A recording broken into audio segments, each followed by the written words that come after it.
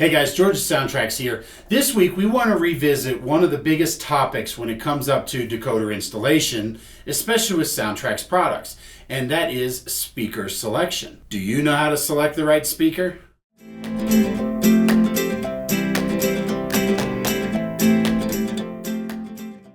Now, when we're going in and doing our decoder installation, one of the things that we always need to keep in mind is the speaker. Now, with Soundtraxx products, we do not include a speaker with the decoder because inevitably if we force-fed you a speaker, it would almost always be the wrong size.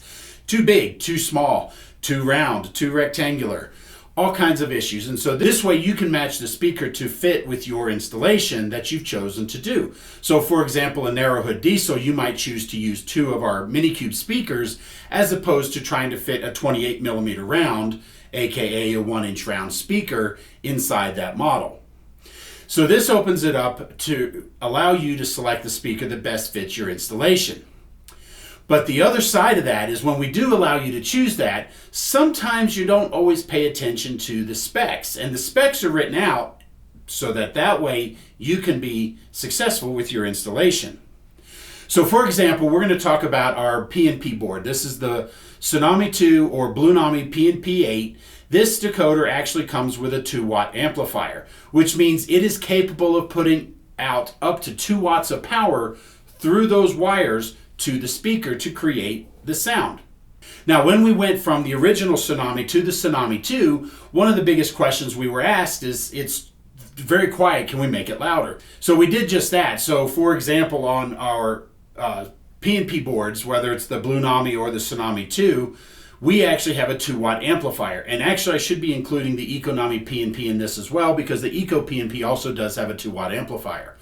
But that was one of the ways that we were able to make the decoder louder, is we put a much more powerful amplifier.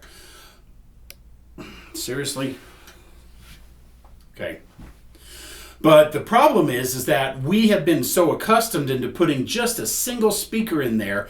And so a lot of times we'll say, well, we're going to put a speaker, meaning a cube speaker, in there with our 2-watt amplifier P&P decoder, because that way we can save space, we don't have to cut as much weight, whatever the case is. But the problem is you're setting yourself up for failure later. And here's why. Our cube speakers, for example, are rated for 0.7 of a watt with a 1-watt peak, which means maximum amount of power it can handle. What happens is then when you pump 2 watts through that speaker, you're overdriving the speaker. And you can damage either the speaker or the amplifier or both. And so what happens a lot of times is that one of our biggest repairs here is that when we get decoders back, we see a lot of damaged amplifiers because it's not necessarily common knowledge. And of course, let's face facts, most of us are guys, we don't read no stinking instructions. And so what happens is we say, well, I'm going to put that decoder there and we're going to put our one single cube speaker. Man, look at all that space I saved and now I'm good to go.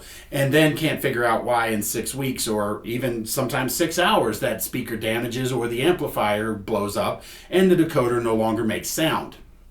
And so this is where it's really important, especially if you're searching outside of the Soundtraxx brand of speakers. Because a 1-inch round speaker, for example, the 28 mil, they're not all the same. And so if you go in and just pick a random speaker, say if you go to eBay or Amazon or online somewhere and you find a speaker that's on sale for 50 cents or $1, but you don't check the specs on that speaker, it may be a 1/4 watt speaker with a 1-watt peak, in which case you're going to damage that speaker and probably the amplifier.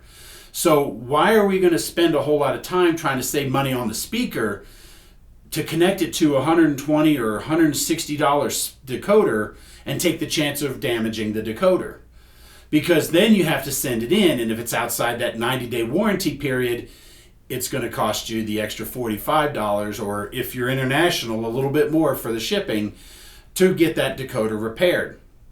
So when you're doing your decoder installation, you do want to check to make sure the specs on your speaker are going to meet or exceed that of your amplifier. And so in the case of a 2-watt amplifier, let's go back to the P&P example. If we hook a 3-watt speaker up to it, we're not going to overdraw that decoder because the decoder is going to put out 2 watts, but the speaker can safely handle up to 3 watts, which means 2 is in that up to 3 category. So now your speaker is going to be perfectly designed to handle the 2-watt amplifier on the decoder. But as I mentioned, if you take a 1-watt speaker and connect it to a 2-watt amplifier, you're setting yourself up for damage, especially if you like to crank them up loud, because you will be overdriving the speaker. So you do want to go ahead and take the time and check the specs on your speakers and your decoder to make sure that they're going to match. Think of it this way. If you have a decoder, we'll say the amplifier puts out 2 watts. We'll equate that to a river. So we're going to say that's able to put out 2,000 cubic foot per second of river flow. Well, if you build a dam that's only able to handle 1,000, something's going to happen. Either the dam's going to overflow and damage, or let's say it very well could back up because that dam can't handle it, and it's going to back up and flood the plain, which is what the dam is supposed to be regulating.